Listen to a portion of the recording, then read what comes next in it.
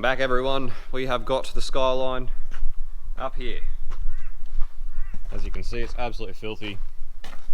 Terribly filthy. So first thing I'm going to do is give it a nice big wash, a nice tub, slap around in the mud, give the whole engine bay a good degrease and clean up. And then yeah, we'll put it inside and we'll start looking at what we can do. This intake manifold has come up real nice. Pretty glad I made up that plate, looks great. So pretty stoked with that. So this is just a bit of a before degrease. You can see it's filthy. The thing is filthy. Filthy. Alrighty, so it's in the shed. We're giving it a bit of a clean. Just a bit of a soap bath just to get most of the mold and crap off it. Anyway, looking a lot better now that it's somewhat clean. As you can see, I don't have any of this chrome trim that I pulled off the other one. And as you can see here, this thing has always had two different mirrors on it, which is wild. So anyway, with this passenger side mirror, this car will, for the first time in forever, or as long as I've ever had it, have two matching mirrors, which is going to be cool. Anyway, I'm kind of thinking of actually putting fender mirrors on it eventually anyway, just because I like them, but that's a future thing. So anyway, I'll start looking at probably getting this fuel tank and lines in it, and maybe look at getting the diff sorted tonight.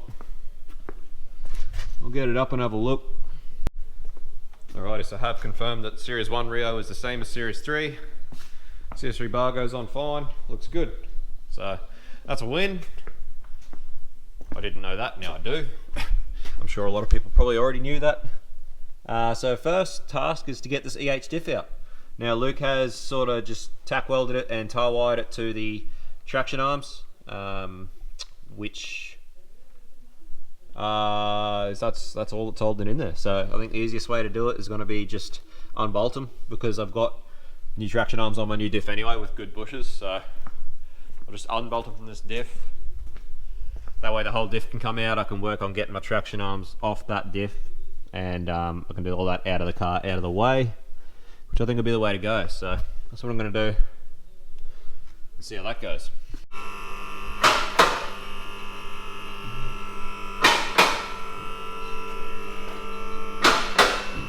Sweet. Right, so after getting it up here, I realised that Luke's actually used the entire handbrake setup, which means I actually need the handbrake lines out of the Pintara, which is a pain because it's no longer on the hoist. But anyway, that can be a later fixed issue. So first thing I'm going to do, while there's nothing in the way, while there's no diff, which is going to make this a lot easier, is put my new lines in. So first thing I need to do is, because one of these lines was like grown to the hanger, I had to cut it. So got myself here some other fuel line, so I'm just going to cut myself a length of fuel line the same length as this, so that I've got a new one for it, and this can go back up into the car, and then I'll have lines again. Giggy. Can actually take these off too, because I don't actually need them. I've got to set up my diff again, so more spares. I'm actually thinking about what I'm thinking about doing as far as my panhard and these, because obviously you can buy these adjustable from the likes of RB Factory, which I would love if I had the money. At the moment I don't though, and you can obviously buy adjustable panhard bars, they're quite common. Apparently adjustable VL panhards fit bolt straight in as well, which is nice to know. But what I plan on doing is to get some tube that fits over the top of the panhard. It looks like these are probably the same OD. And what I plan on doing is, when I slam it, I'll set it at the height I want. I'll measure how much this needs to be extended or shortened, whichever way it goes, and cut it, and then just put a sleeve over it and weld it up to where I need it to be. The reason for this is I figure you only really ever set this once for the height, the right height you wish to be at. So it just seems if I can get away with doing that, it's going to be a much cheaper option than buying adjustable arms, because I just set it at the height I want, shorten it up, bam, and then when I want to, if ever I get pulled over or defect or whatever, I've got a full set of spares to go back in, because I've got spares of all of them. So that's what I'm going to plan. That's what I plan on trying to do as far as that goes. So that's just going to be a matter of wait and see. As I stated, I still haven't decided what wheels I want to run on this thing yet, so I haven't decided exactly how low it's going to sit, so that's going to be a bit of a later thing, but that's my plan anyway. So I got here my new bit of fuel line on there. Actually ended up having to cut both ends off because this end was grown onto it as well, so just old fuel line, just what happens to it. So pretty cool, that's all good. So time to get these lines in. So lines are all in and looking good. Actually got the little guard back in as well, which is cool. So they're all in all the way to the front, and I've run this brake line used to run around this side of the steering shaft up to the booster. So I've actually just run it, I've taken the dog leg out of it and run it up the other side of the steering shaft in the hopes that I will have enough length to actually get it to where it needs to go on the S13 Master. So at the moment I'm just looking at doing the fuel pump. So I got the hanger out. This is the old 31 pump. It's a bit of a weird setup the way you get it off, but yeah, you just take these two pins out and twist it and it comes out. This is just a Walbro 255 that I pulled out of a Sylvia, which should be plenty for what I want to do. I'm hoping it's still alright. Obviously it probably hasn't been run in a long time, so sort of just hoping that it is, but if not, it's just something I'll have to change. In tanks I usually just do like a double heat shrink over the solder. I don't know, I've got a weird thing with electrical stuff in fuel tanks, but that's just me. So anyway, that's ready to go back in the tank now, and I'll button that back up and then I'll look at getting the tank in. And just like that, the L31 has a fuel tank again, almost. So, filler's hooked up, breather for the filler's hooked up, all that's hooked up. The line for the carbon canister's hooked up. I still have to hook up the feed and return from the top. But yeah, I've just got to put this little cover plate back on here, this little inner guard thing that protects this stuff. And yeah, then I'll hook up the lines from up top, and then the fuel tank and lines is pretty much installed, ready to go, which is a nice little first hurdle for the 31.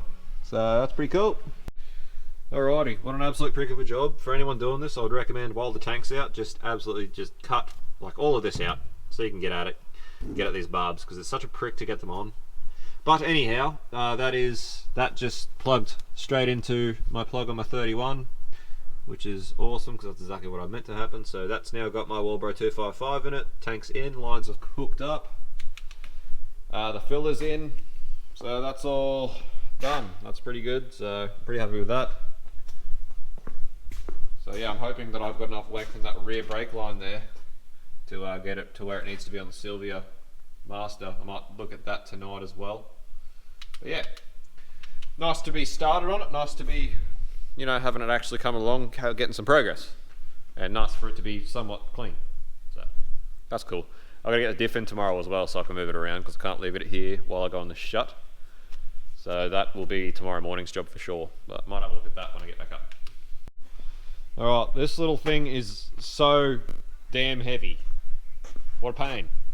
So anyway, glad that Rex did give me a hand, because yeah, it's really, really heavy. So struck. Yeah, boy. Struck. So anyway, I decided it was most important to get the diff in the car, that way it's rolling, because I need it to be rolling. So I thought I'd prioritise that tonight. So I'm going to pretty much look at that. There's not a lot of exciting content to be made out of it. It pretty much just bolts. It's just a stock diff install on a 31. Still has the handbrake, some of the handbrake duties, which is good, which means I don't have to pull out too much of the Pintara. And I grabbed my master and booster there. It's actually, it looks like it's been leaking.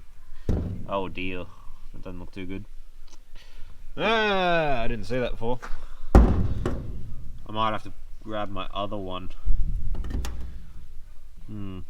I don't know. Right. Either way, I'm going to get this in there. Like I said, not a lot of content, so I'm just going to bolt it in and then show you the finished product. So here I was starting to get a bit worried about not having bolts to actually bolt the coilover to the diff. And I went and opened the glove box, and good guy Luke, the absolute champion, has just put all of the old stuff in there, like old bolts and that. There's just, probably can't see because it's dark, but anyway, I've got them, long story short, and I'm very happy about it. So I'm going to put my Maxspeedingrods coilovers in too, and get this diff in here, and it's going to be... I forgot that they were brand new. Yeah, brand spanking. Brand spankers. Gonna max them out. I'm just gonna put them as low as they can go, straight up. So these Maxspeedingrods S13 coilovers have got this little bush on them that's actually wider than the fitting. So I've checked the actual belt fits through it, so just gonna trim it up. Just gonna measure and trim the excess off that little bush so that it fits in there. Pretty sure it's a pretty common thing with doing S13 coilovers into R31s. We didn't do it with the last set the Rex did. I'm assuming they may have already come out of a 31 or something like that. Yeah, I just had to re-drill the strut tops and they just bolted straight in. Ah, well, these ones are going to have to trim that bush, but you get that. So we're just going to do that. And then we're going to put them in the car and max them out. Maxspeedingrods maxed out coilovers and maxes R31. Fucking oh. Chop it! So you can see here a trimmed one versus a not trimmed one. So that's how much we had to trim off it just to get it to fit in between this bracket. Fits nice, so just going to trim this one up and then we can go and get them in the car and then we can max them out. Beautiful. Alright, so they're in the car. Got them as low as they will go to where the spring is wound to from the box. So you can actually wind it lower if you want the spring up, but I just wound it to as low as it can go to where that comes in the box, which is, as you can see, quite low when you're looking at that against the chassis. We don't even have the diff in yet. We don't even know how low that is. It's going to be low! Everyone used to make fun of me for having a monster truck 31 this year. This time it's going to be different. It's going to be fucking low, man. It's going to be fucking slammed. I don't think anyone ever said that. Ever. Alright, so you can see here, it's sitting pretty low. Pretty damn low. So you can see the angle of the traction rod. Like, the car itself is quite high, but that's because it's on a hoist at the moment. It's not going to be this high when it's like on its wheels. It's going to be quite low. I just thought I should explain because you were very vague. So you can see how slammed it actually is. You can see the actual angles of everything is quite atrocious. The angle of the dangle. The angle of everything. So like mad. Anyway, pretty much now I'm going to go for a hunt down the paddock in the dark and find some wheels to put on it so that we can put it on the ground and see how actually low it sits. But it's relatively low. Hey, in our defence, we do our best work in the dark. Anyway, I'm just trying to make Alex Brown proud. The whole aim of this whole reason I bought this car. I'm going to give up all this car and make it slant. So and it'll be all static too. So. Yes, boy. So anyway, see how low it really is when we get some wheels on it. Especially wheels that we've had on it before, so we know. But yeah, no, it's pretty damn low. Scrap. Yeah, that's pretty cool. That's pretty sacked. It's a lot sacked than it used to be. A lot more sacked. These are a 17 as well, guys. Just for reference. But that's also hanging. There's no weight on it. The coil isn't actually bolted to the strut tower properly yet. So pretty low. But I love it. I absolutely love it. If you're tucking tyre when it's hanging, it's pretty fucking low. Gang. In my humble opinion. Gang. So this is why I really want to put that jacking pad underneath it, because I'm going to need the jack to get it on and off the hoist. Because this is about how low I want it to sit all around. So I don't know, guys. Am I doing R31 right yet?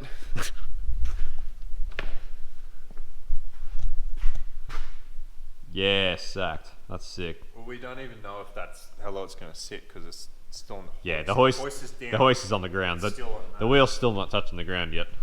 No, the wheel's touching the ground, but it only just. Like, it hasn't actually taken up all of the weight. Ah, yeah. No, I'm pretty happy with that. Banana bread at work, dude. So that's with a 17. With a 15, you're probably looking at taking like another inch off the rolling radius again. So it's going to be super low. It's going to be sacked. Classic R31 stuff. Hell yeah, dude. I need the key. Alright, so it's on the ground. It's pretty damn low, I must say. It's actually so low now that the front's so high that it's on such a lean that because of the wing on the boot won't stay open anymore. It's on a mad gangster lean.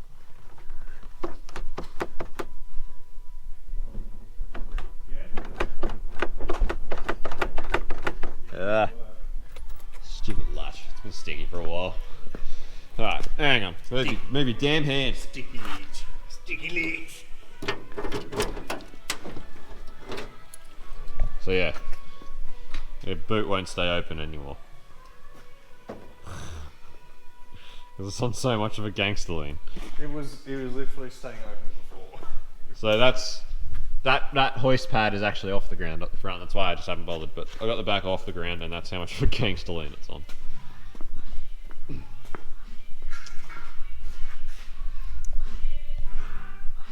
Yeah, mad.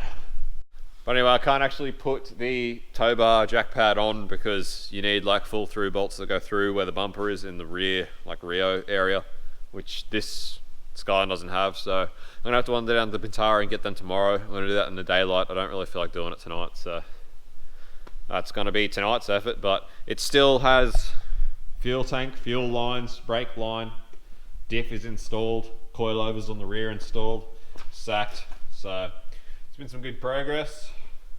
All progress is good progress, but it has been a pretty good night, pretty good day. So that's all I'm going to put in this episode. I'll see you in the morning. I'll make hopefully one more video before I have to go on the shot tomorrow. Hopefully get a bit more done. And yeah, we'll see how we go. But thanks for watching as always. And Rex is back for today and tomorrow, but then he's back off again for probably a few months. So hey, goodbye. See you next year. So anyway, yeah, we'll see you very soon. Catch you later.